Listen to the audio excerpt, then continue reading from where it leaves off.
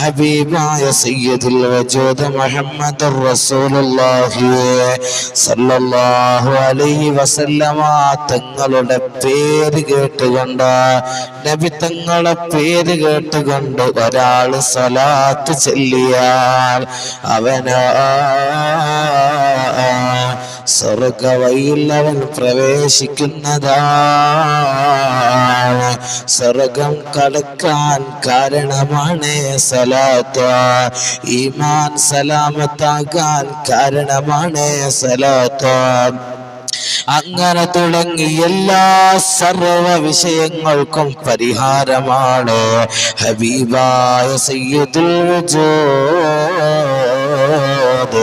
മുഹമ്മദുർ റസൂലുള്ളാഹി സല്ലല്ലാഹു അലൈഹി വസല്ലമ തങ്ങളുടെ പേരിലുള്ള